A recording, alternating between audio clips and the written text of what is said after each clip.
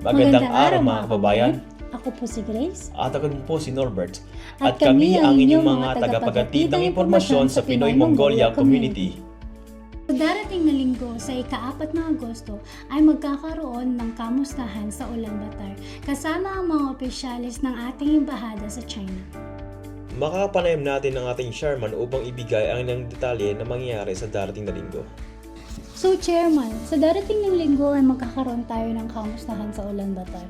Ano nga ba ang mga mangyayari sa kamustahan ito? Actually, we are very privileged sa Pinoy Mongolia kasi this is the first visit. Ito din yung first visit ng Consul General natin from the embassy. At saka, with this, may consultation tayo straight from our Consul General. Tsaka, may overseas voters registration po tayo magaganap dyan. Magandang araw, Chairman. Nabanggit nyo yung tungkol sa consultation. Maaari po ba ninyong i-detalye yung consultation event? Para saan po ito? So, ang consultation event kasi, magsasalita siyempre yung Consul General natin.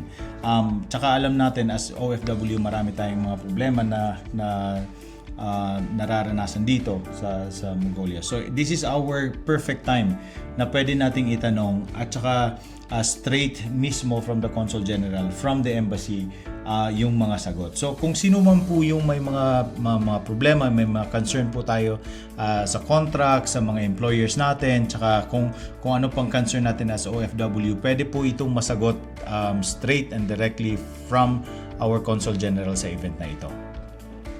Chairman, nabanggit niyo rin sa inyong pahayag, no? Ang overseas voters registration. Ano po bang ibig sabihin nito? Ito po yung mga kababayan natin na gustong bumoto. At as you remember, no, pag andun tayo sa Pilipinas, register po tayo as voters. Since wala po tayo sa Pilipinas and we're OFW, ito po, malaki pong tsansa ito na magpa-register tayo para sa susunod na halalan, pwede po tayong bumoto. So, tinatawagan ko po lahat ng mga members ng Pinoy Mongolia at saka lahat ng mga Pinoy na andito sa Mongolia. Tinatawagan po ko po kayong lahat, sumali po kayo sa event na to at magpa-register. Ano pong mga kailangan natin? Magdala lang po kayo ng valid ID ninyo. Preferably, kung andyan yung mga passport nyo, please, dalhin nyo po yung mga passport nyo as identification. Para ito po yung registration ng lahat ng OFW na andito sa Mongolia para po makapagboto kayo sa susunod na halalan. So, kailangan pa ba ng alien card? Yung alien card natin, siguro hindi kasi alien card is mostly for Mongolia. Yung alien registration natin is mostly for Mongolia. So etong identification na hinahanap is yung identification natin sa Pilipinas. So I would say passport, pinaka maigi may passport sila, dala nila yung passport nila.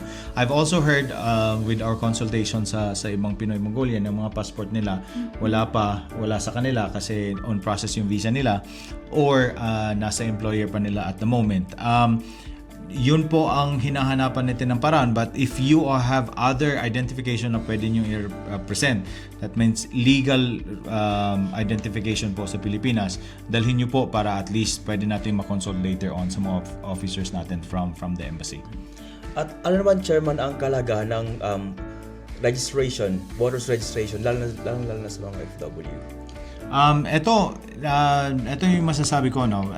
At least kasi pwede tayong makapagboto. It is very important. Our vote is very important para sa progress ng Pilipinas. Please let your voices be heard by your votes. Ganun yun. So, kung buboto tayo, at least makapag-contribute tayo sa kaunlaran ng Pilipinas through our vote. So, at saka, ito sinasabi ko din, we're trying to strengthen the Pinoy Mongolia, no? As much as possible, kung makikita natin nag-register yung mga kababayan natin, mga OFW natin na nandito sa Mongolia, at least makikita din natin yung strength ng community natin. At saka itong strength na to, pwede nating magamit to progress our community dito sa Mongolia. At masabi rin natin siguro yung rights natin na pumoto.